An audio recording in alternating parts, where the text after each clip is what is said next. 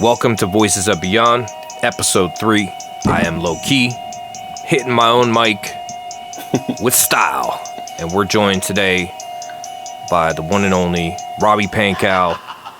What up, Robbie? What up? Happy to be here. Tell them about yourself real quick, Robbie. Sure. Yeah, I was gonna say for the podcast audience, the secret is I'm here every week, but they just don't hear it. That's right. For the live listeners, welcome back. Something about me. I'm a guy. I live in Portland, Oregon.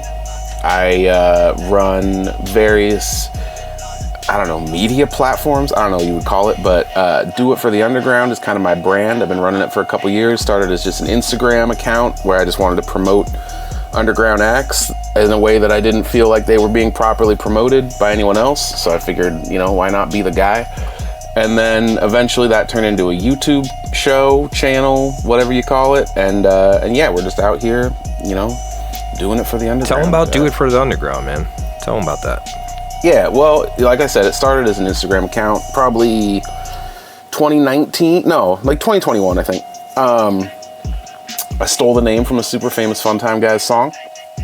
And the logo from the cover to the single for that song.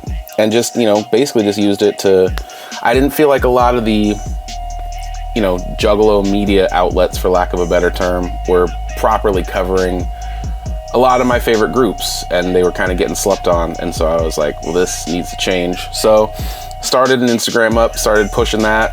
And then eventually in, I would call it last year, SON, Something Out of Nothing, hit me up and said, hey, you do good work. You're a smart guy. I see the vision. Why isn't this bigger? Why aren't you the biggest guy doing this right now? And I was like, I don't know, because I'm just just a little guy. And so we had a conversation, and from there I made a YouTube channel, Facebook page, just tried to kind of grow it into different platforms and put it out in everybody's face.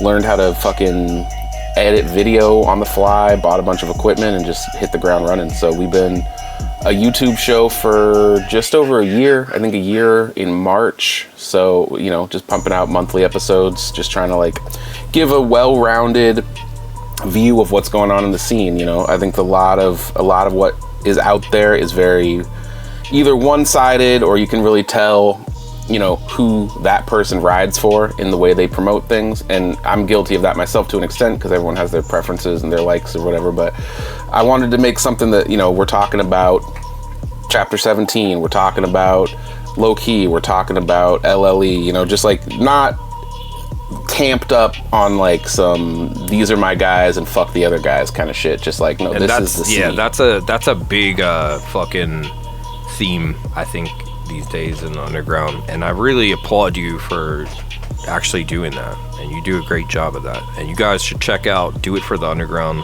if you can. Check out, go subscribe to their YouTube, and yeah, man, they got awesome content, and that's why we scooped Robbie to do content for you guys, which leads us to tonight's episode, which is going to be kind of a cross promotion between our normal Voices of Beyond thing, but also with Robbie's show, which is the fucking Shadowland History, which normally we kind of do this at the end of the show and build episodes based on different releases from me, from Batty, from Mission Infect, or just our history in general, and doing deep dives on that. So tonight I wanted to, since we have The House up next, the House album, jump into this shit with you guys, because it was such an important album, and I think it just kind of deserves its own episode. So let's jump into it. We're gonna cover basically the House 1 album, and this will also be on Shadowland History in video form with rare pictures from that time that never been released, all the kind of history of the artwork, etc. So even if you guys are listening to this shit on YouTube or in the chat here live, definitely check this shit out on the Patreon, because Robbie puts a lot of work into bringing it all together into a nice visual thing. So anyway, I'll shut the fuck up. Robbie, what you got, bro? Yeah. So, just for context, let's put people where we've been. You know, you dropped Follow Me, dropped Jack Yo Beats. We determined last time that you dropped Jack Yo Beats Volume 1 like a month before this one almost. So you were grinding, like living in the studio type shit. It feels like. Yeah, and it's weird because it's like such opposite ends of the spectrum as far as those albums. Totally. Like they couldn't be any more different. 100%. But yeah, that was definitely a busy time, man. It's crazy looking back because that's definitely like the first instance of where I can look back and be like, dude, I was really hungry. You know what I'm saying? Like I was trying a lot of shit and just kind of all over the fucking place mentally and, you know, creatively, and just trying to like do everything I could at that point. Because I was still, you know, at that point I was still pretty unknown, and yeah, so, and I guess that leads us to this time period. Yeah, so let's start with that, with the kind of bouncing between things, which, I mean, anyone who's listening now knows you are still that guy, you know, like if you listen to Release 4, track to track, you know, it's super different. If you listen to Love that just came out, you know, Algorithm is shaping up to be way different. So like you're still that guy, but like how did that, like we talked about it a little bit on the Jack Yo Beats episode, but like the whiplash of like, okay, you finish that, it's kind of a fun party record, like kind of funny, lighthearted, and then it's just like, all right, let's go darker than ever. Like what was that thought process? Maybe it was like a subliminal guilt, because I was like, I had done, you know, I grew up in the horrorcore scene and shit, and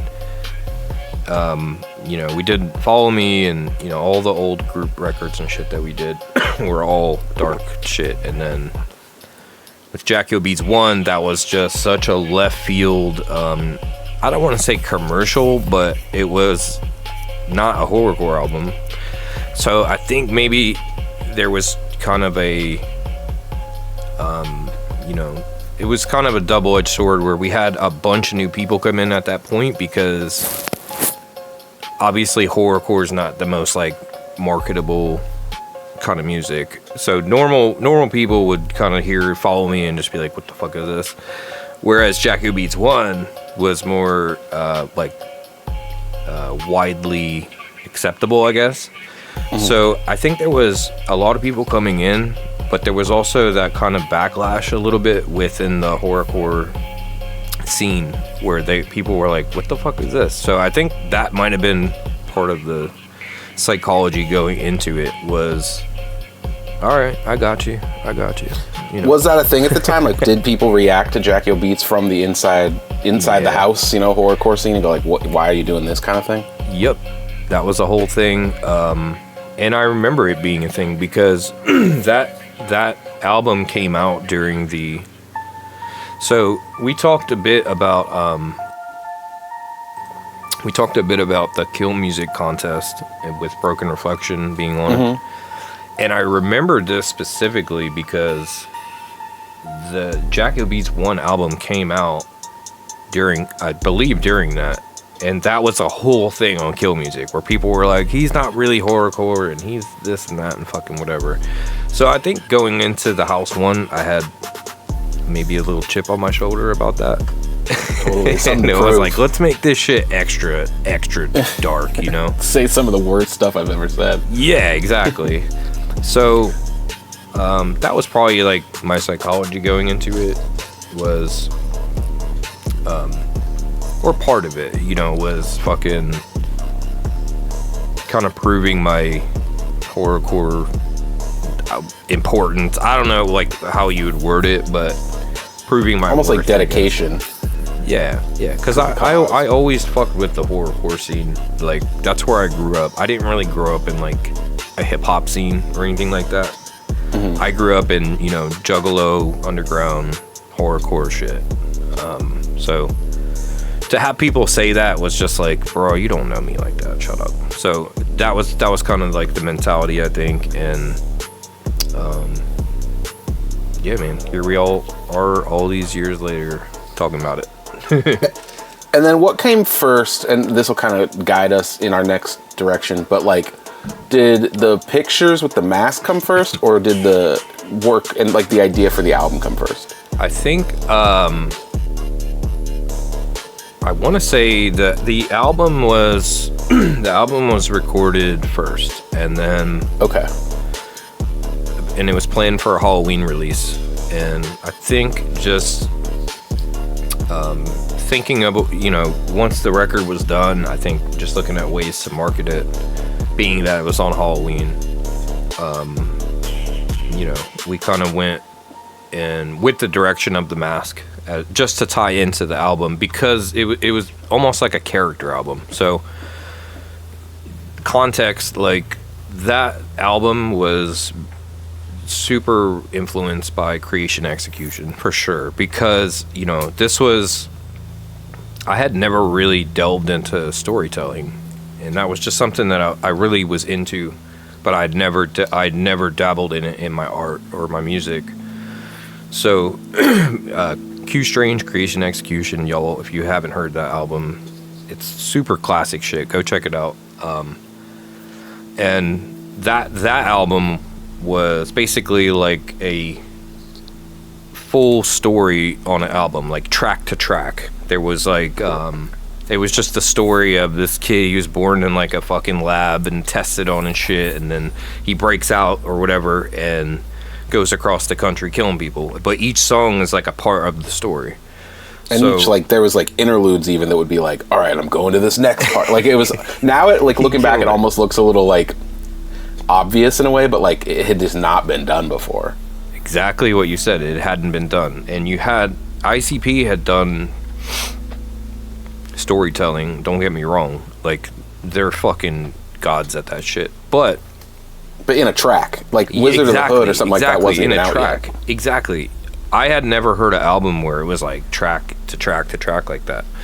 So, if you listen to The House, I'm assuming everybody's heard The House that's listening to this, but if you're on YouTube and you just come across this, check out The House. And basically the context of the album is each song is a room in the house. So it goes through each room individually, and fucking and then at the end it has the ending. Mm-hmm. It starts welcome to the house, and then there's the attic, the kitchen, the basement, like it just. And what kind? So we're jumping off from Creation Execution, and you go, okay, I want to do a story thing. Where did that idea come from to do like the different room? Okay, so like, sorry, let me take an extra step back. The story is basically you're a serial killer that is killing trick-or-treaters basically on Halloween night. Right. Yeah. Yep. And so where did the rooms of the house theme kind of come to you? Yeah, so I kind of have the concept of it, if you listen to the intro of the album, it kind of just spells it out. But yeah, they come up to this house, they wind up going in, and then essentially there's a killer there that, each room there's like people being tortured. It's almost like a real life haunted house that you're trapped in kind of thing. Keep in mind too, I'm like, I don't even know how old I was when I made this album, so it's not like some crazy fucking groundbreaking concepts or anything. But not borrowing, but influenced by Creation Execution, just how the songs led into each other. And I think once I had the concept, that I don't remember how it came to me or why, but I was just like, yeah, man, the rooms, because I think we had done maybe one song, and I want to say it was The Basement. I want to say, maybe I might be recalling that wrong, and I think I was like, oh, well, what if it just went to the next room? You know what I'm saying? And on and on and on. But yeah, that's pretty much the gist of as far as the story of the album, or as far as the rooms concept. Right. All right. So let's get to like more of the creation of it or whatever, the process. So Follow Me, you had done a lot of work on that with Stitchmouth, and that was in Tennessee. This one, there's also a lot, between backing vocals, guest verse, production, a lot of Stitch Mouth in work on here. Did he come down to Pennsylvania because it was all recorded there? It sounds like. No, we did it remotely. So he produced the. He produced all of it except for the song "My House." So I produced that beat, and I think that's like one of the first. It might have been the first beat that I ever produced that I like for my own shit. I think. I could be wrong about that, but so don't quote me on that. But that's all I do here is quote you. But Stitch Mouth produced the rest of that record. It looks like Relapse did The Attic, according to the insert. Did he produce The Attic? I don't remember. I know he's on The Attic, like he's featured on it, but I don't remember if he produced it or not. If it says it in the credits, then it is probably correct. It's just, dude, this is 20 years ago, so totally. It's hard to even, and honestly, like, I was so much less organized and shit when I was younger than I am now. I was really bad with organization, and a lot of this stuff is kind of like whisper down the line shit, like just little tidbits that I don't remember a lot of this shit, but it's online somewhere. But it could have been misquoted, and then it just gets quoted and quoted and quoted, and like some of these dates and shit for stuff that I find for our stuff online are completely wrong. Like I'll find dates on like pictures and shit that are completely like change the course of shit, that changed the whole timeline. Right. Because just for that reason, because it was mistyped one time on like a website or an interview or something, and then it was just it was just repeated as fact until now it comes back to me. And I incorporate it into like the Wikipedia or whatever fucking shit that we have on our end. So yeah, let's just say Relapse produced The Attic. I don't really remember, but if it's in the credits, I think that's a pretty good indicator. It's a good sign for sure. And so just out of curiosity, I don't even know if this is important or interesting to anyone, but like, so now it's super easy, like to pass tracks back and forth and stuff. You can throw a WeTransfer link or whatever. Like, what were you doing in 2005 to get, like email tracks back and forth? Man, I don't fucking remember. I want to say, oh man, Mega Upload or some shit. Like, dude, I don't even remember the old sites and shit that were for that. But it was still like an internet-based. Like it wasn't like mailing a CD or something. No. It was internet based. I mean, realistically, I think we had a server already at that point, so we might have just hosted shit through our server. I don't really remember, but I do remember using Mega Upload for quite a long time. I don't know. That was the GOAT back then. Yeah. I don't remember if it was 2005, but yeah, it was all online. All that shit was online. Stuff with Stitch Mouth, the stuff with Relapse. The only thing that was recorded here with me was the sleepy verse. Other than that, all that other shit was remotely done. Okay. And then, so yeah, speaking of like the sleepy verse and other people that are on the album, like within the theming of the album, let's say, in your mind, are these people speaking from the vantage point of the same character, or are they like, is this like a house with killers in it, or like, I think it was gonna be different characters, like some Texas Chainsaw kind of thing. And I think the idea was to have it like recurring characters or whatever, but also at the same time, like I never expected the House 1 to catch on like it did, and to me it at the time felt like a one-off thing, but what you're asking is are they playing characters? Yes. Like the concepts of the songs and all of that is like character stuff for sure, 100%. So it's like, yeah, like Relapse might live in the attic or whatever, and blah blah blah. Yeah, exactly. Okay. And this was actually expanded on a bit in the House comic that was never released but was started, which shows all of them as characters like their own character. So Stitchmouth was a character, Sleepy was a character, Relapse was a character. But is that like, just lost to time? Well, I mean, you guys. All right, if you're listening to this, everybody go holler at Jacob Cook because he was. Oh, okay. Mr. Eight Legs.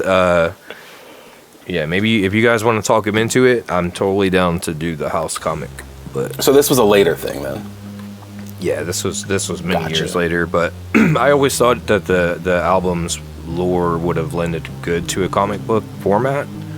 So, yeah, we had started it, but I think honestly, like the way how detailed and shit that Eight Legs does his art, it was gonna be way too much. Like it was gonna be way too much work to do that comic, at least for him at the time. So it was kind of scrapped. There's some pages of it that exist. So if you're listening to this and you just so happen to download the fucking Asphyxiation 2009, I want to say the album came out, the Mission Infect album, there was a folder of like extras, and part of that folder was like, there's little fucking memes and shit, or I don't remember what was all in it, but there were skits and all kind of stuff. But there was 2 pages of the house comic in there too, and I still have the script for it, man. Like I wrote the comic book's written. We just never had it really fleshed out as far as being illustrated and everything else. So that's, well, the inbox is open on my end. I'd love to read that. Let's see. Okay, so the album's recorded. And then you're looking, let's go back to the mask a little bit. So you're looking for ways to promote it, what to do with that. What's the story there? How do you find the mask? How do you settle on that one? So the mask, the original house mask was literally a fucking like generic Halloween store mask. Like literally was it was a Halloween, what's the name of the Spirit Halloween fucking costume. I remember just pulling it out of the thing and just pocketing the mask, and I think I grabbed maybe some other shit.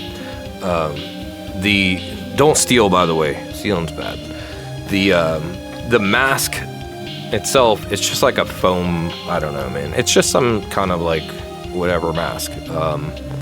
So we incorporated it into the album, not really expecting anything about it. It just was. We kind of just tied it into the lore. So the lore of the album, him being the killer, and it was a character.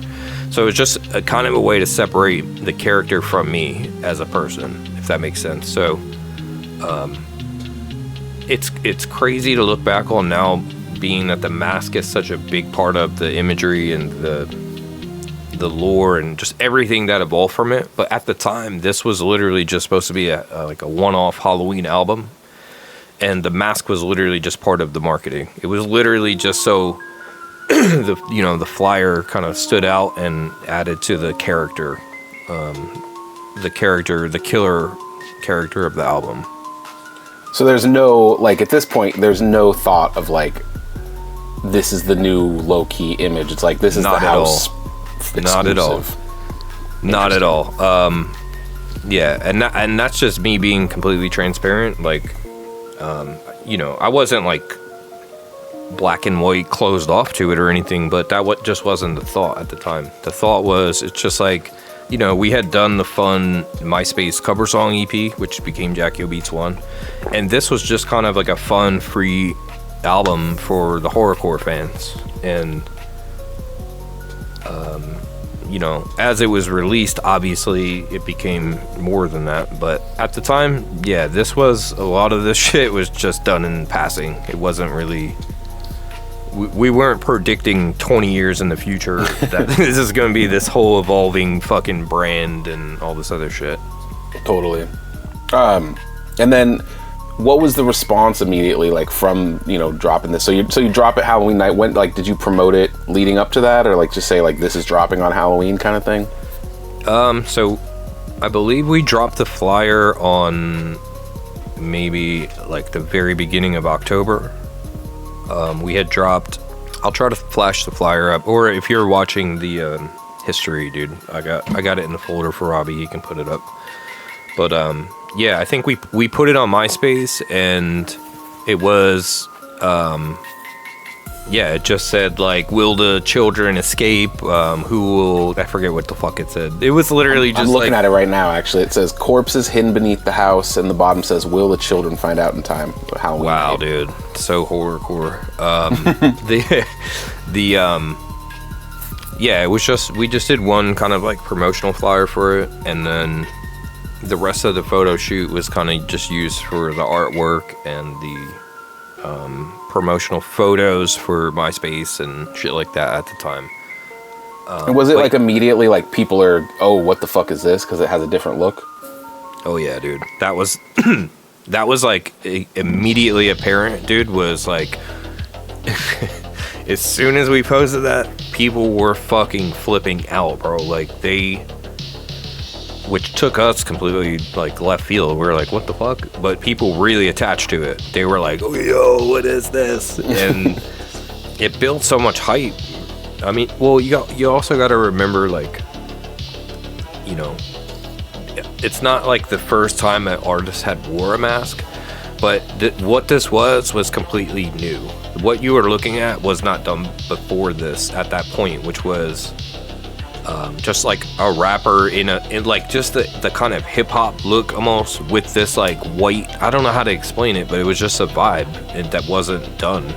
Obviously like other horrorcore rappers had done masks before this. You had Q Strange, who had like the half mask, like gory kind of I don't know how you'd explain it. It was kind of like a look.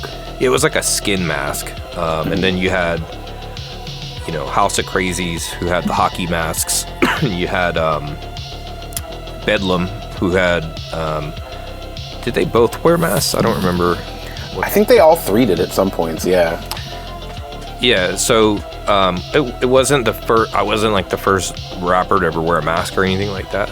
It just was a vibe. Like it looked different than anything else. And when you looked like hip hop, like you didn't have like a horrorcore dress style necessarily. Yeah, it had that hip hop like flavor to it. And just the white, you know, the white like tracksuit outfit. It's so weird looking back at it, but at the time that I understand why it stood out to people, because it just wasn't done, you know, at that time. And yeah, so we didn't expect that at all. We were completely taken the fuck aback by that, because, you know, to us it was just, we're just doing it for, you know, the underground kids, the juggalos and shit, just for Halloween, whatever. And people really started to attach to it. Even like the hip hop people that we were fucking with at the time were like, yo, what is this? So yeah, it created a lot of buzz for the album leading into the release. And like crazy to think of a time in the internet where like an image could be like, whoa, we gotta pay, like now you gotta have a video, a reel, you know what I mean? Like just dropping an image, people are like, oh, we're taking note of this. Yeah. Now it's like, yeah, exactly. You need fucking, well, yeah, everybody's got a gimmick and everybody's a rapper now, and everybody's a personality and shit. And yes, at the time there was less people doing that kind of shit, so it definitely stood out more. Plus, you know, as we discussed in the other episode, like MySpace wasn't throttling people at that time, so a lot of people were seeing it. And that's just kind of the law of numbers, is like, if I took what I do right now and put it in front of 5 million people, we'd have like a fucking 100,000 person fan base immediately, just because that many people, even if only like 5% of them went and fucked with it, it's still 5% of 5 million, you know what I'm saying? So like, at the time, this was kind of like a loophole where you could, if you were doing creative shit and really knew how to like stand out, you were able to really generate buzz online, which is exactly what happened. And then we started here talking about, you know, how in like Kill Music and stuff like that, like some of the horrorcore heads were like, you know, what the fuck is this guy doing with this Jackie O Beat stuff? How did the way people saw, you know, low key, the entity and the rapper and all that, like how did that change when this dropped, the record? I want to say it's funny because like there's always a positive and a negative, you know, any way that you look at it, and especially with my relationship with that scene has always kind of been love and hate because of that exact thing. So there was a lot of people that really in the horrorcore scene latched onto it and they really liked it, and it kind of just became its own thing in the underground. Obviously there was detractors and people that didn't really fuck with it. You know, they were still kind of just on, you know, this dude's just like a hip-hop artist and fuck this dude and whatever, which is fine. Like we weren't we weren't trying to impress one demographic with it. It was just like we were creating art and storytelling, and whoever wanted to fuck with it could fuck with it. So it was what it was. But yeah, I think that died down a little bit after this album. I think people realized like, oh, okay, it kind of solidified the idea like, oh, okay, like he does different shit, but he's always going to come back to this kind of vibe, this dark horror rap vibe, which we still, you know, to this day, look at the series of albums or just the series of releases since then. There's always experimental shit or rap shit or this or that, but there's always that solid, you know, horrorcore album in there, that EP, that OG thing that started, you know, it started with Follow Me really, but this solidified that. I think people started to realize like kind of the vibe that we had with that. Yeah, 'cause I don't think people realize now maybe, or like it's hard to look back at and remember, but like hip hop was kind of almost seen as like mainstream, and like horrorcore people were like, we are horrorcore people, we don't like, I think even maybe to an extent people like you changed that to where now we have, you know, the underground, we would call it, which would have a hip-hop artist and then like a horrorcore artist on the same show, and it's all just like we're just, you know, performers. But back then there was like a pretty big divide where people would say that was, you know, mainstream bullshit or whatever. Yeah, exactly. Yeah, I think it's less. You hear that less now because I think, well, really, I think that's just a flawed way to thinking, and I think over time, in general, just society stopped thinking like it's black and white like that, for the most part. But yeah, at the time, man, horrorcore, that whole culture and everything with that, very much what you just said. We're like, fuck the mainstream, fuck, you know. Which was, I was part of that. Like I was one of those people. So I got it. But the thing with the Jacko Beats and anything else that we did wasn't us trying to be mainstream or commercial. That was just me using my influences of hip hop, and you know, I listen to all kinds of music and I always have. And I'm not afraid to step out of what people are comfortable with to do other shit or what I'm comfortable with. So that's always been a thing. So me doing, you know, hip hop and whatever quote unquote commercial shit was literally just me, you know, flexing my different influences that I had growing up. Because I didn't grow up on just Q Strange or in ICP, right. You know what I mean? I grew up on fucking Snoop Dogg and Cypress Hill and Metallica, you know, like everything, bro. So yeah, that was definitely part of it. And you know, the house, I think, just solidified a little bit to where people were like, okay, he hasn't fucking left. He hasn't left us after one project. Yeah, exactly. So when and why did the house remixes come out? This is the one project I can't find any solid date on.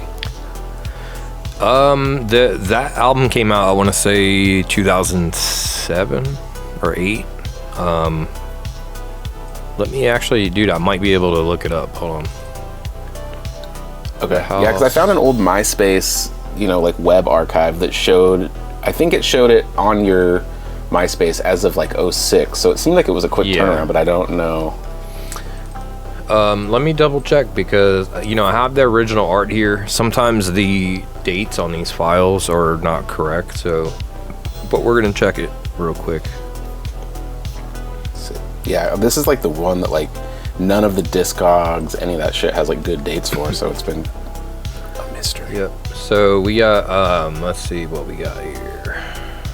It says 2009, but I think that was the re-release. So it's hard to tell because I think the files that I have here are from the re-release, which was 2009. And then, yeah, I mean, to kind of get towards the looking in the rear view, like what was the legacy? And we talked about it a little bit, but like what was the legacy of the project? Like, I mean, it's 20 years later and people still, think of the house, and oh yeah, I see him in the comments, the house 3. I'm like, what would you like? Would you like this?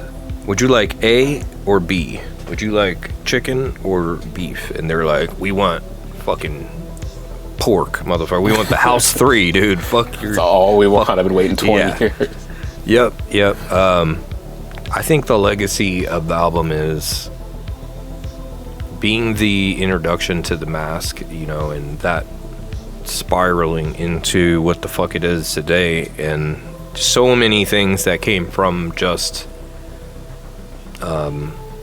that one-off decision to steal a mask from Spirit Halloween. And honestly, like, we could do, I mean, if you want to, we can cut into like some history with that too and all that stuff, but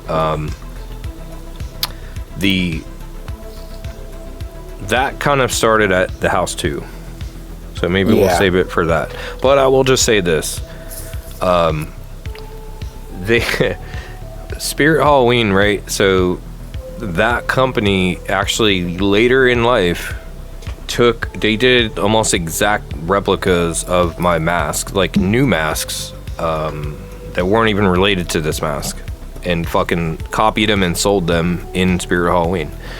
They also copied Tom Wood's Joker card masks and got sued by Tom Wood. That's right. And Tom Wood won the lawsuit. So they have like a history of doing this. As far as the legacy, man, the mask thing speaks for itself. That goes beyond even music and taking the, I tried to take once the album kind of blew up how it did. I realized, this is going to be a thing going forward. I didn't want to have like a pre-made mask. So I did everything that I could to stay kind of true to the original, but evolve that mask to our own thing, where it really wasn't the same thing anymore, but it still had that vibe like we talked about earlier when you've seen it, that white mask, that white suit and the sideways hat. It still had that vibe, but evolving it over time into kind of its own thing that's not even recognizable to this mask. So I think we achieved that. And I think, if you look at the mask lines now, I don't think anybody could say that we're out here, ripping off fucking Spirit Halloween, or that it was unoriginal, or that the path was where it led to now. It's so crazy, and just the history of that, man. That I think that's the legacy. Obviously, like, it's a good storytelling album. I'm not really like a big. It's still, to me, that's like one of the albums that's like cringy to me, because it's so horrorcore and shock rap and just trying to be extra, and the voice and everything and just all of it. But I also recognize like the storytelling aspect of it was pretty original at the time, and it was a vibe, man. And definitely influenced the course of my whole life off of that one decision. That's like multiverse shit right there. You could even trace back, like, if you look at like something like Portraits of Horror, like the storytelling elements and the way that's built, you could even trace back to that very seed of the house. Yep, exactly what that was, man. And that was, we'll have an episode on that, obviously, but for sure. Portraits of Horror was supposed to be the kind of return to storytelling, but and it was supposed to be an LP. Obviously, like, you know, we'll get into all the specifics of that, but you're absolutely right. That was the return to storytelling for us. Obviously, we do, you know, I do the Oracle shit, which is very lore-based and storytelling-based, but as far as rap storytelling and, you know, song-to-song storytelling, that was kind of going to be the return to that. Hell yeah. Let's see here. We kind of touched on a little bit, but since people have been asking forever, and I don't think there's been a definitive, like, House 3. I knew you were going to ask it, dude. I was just hoping, I was like, man. So, funny story, I've had the House 3 written for, like, over 10 years. I even have, like, beats and everything. I think the part of what's cool about the House series was they weren't announced until the beginning of October, where you were just like, oh shit, this is dropping in 30 days, and you had, you know, the whole vibe of, you know, I try to think of it like this, like when albums drop, you associate all of it with the time in your life, or, you know, not just the time in your life, but just the smell of fall, dude. You know what I'm saying? That whole vibe of autumn and shit. And, you know, you associate the flyers, the promo, the little things with all that. So it's kind of a shared, like, sense. So, if I did drop the House 3, it wouldn't be announced on this podcast. It would be announced, like, probably, you know, on the 1st of October of whatever year that was going to drop, hypothetically. And I think maybe the biggest reason I haven't done it is because there's such a high expectation for it at this point. It has its own fucking, like, it has its own lore outside of the actual album lore of the story. There's so much lore about that album, and just you fucking you tease it long enough, and it just becomes like this crazy thing where you don't want to, like, let people down. But yeah, it's something that people ask for all the time. So obviously, like, at some point, I think we gotta run it back, man. I think we gotta run it back. And almost in a sense, like, that's the legacy of the House in a way, is that, like, people just there want wasn't this a 3 third one so bad. It like, really is. At this point, that's what it is. Who's haunted now? You. Yeah. And it's cool because we'll get into it on the House 2 stuff, but yeah, the House 3 picks up right where the House 2 leaves off. And I wrote that I wrote the House 3 in probably 2010 or 11, and it's literally just been sitting here, and it's dope, man. I'll spoil one part of it, not the story, but there's alternate endings of the CD depending on what version you get. But there's 3 endings to the story, different things that, and honestly, like, the House 3 is the conclusion of the trilogy, so they are definitive endings for the characters, depending on what version you get. Hell yeah. Yeah, I mean, that's pretty much all I had for the House, but if you have any stray thoughts or memories about it, go off. We should tell the YouTube viewers about the Patreon before, obviously. For sure. If you guys aren't on the Patreon yet, go the fuck over there. It's called The Circle. There's so much more than, we do, this Voices of Beyond thing, we do the Shadowland History thing, but there's so much there that's worth your time and your energy to go over there and check that shit out. Because if you're a new fan to this, there's so much back stuff for you to explore. And if you're an old school fan, like, there's still so much stuff for you to explore that's never been released. And, even, like, the obviously VHS tapes, like, even if you were around back then, you didn't see those. Yeah, exactly. Exclusive stuff that's not literally ever been released. Plus, like, when we drop new songs or anything's coming out, it goes there first. They get everything early there. behind the scenes shit. I mean, stuff that you would expect on a normal Patreon, but then you add in all the other stuff. So you also have the fucking, the Shadowland On Demand, which we were just talking about, which is, it's an on demand, it's like our own private Netflix that's just like loaded with hundreds of hours of content to explore. Growing all the time too. Exactly. Yeah. We're always adding to. I think I added like 3 things just this week. I added.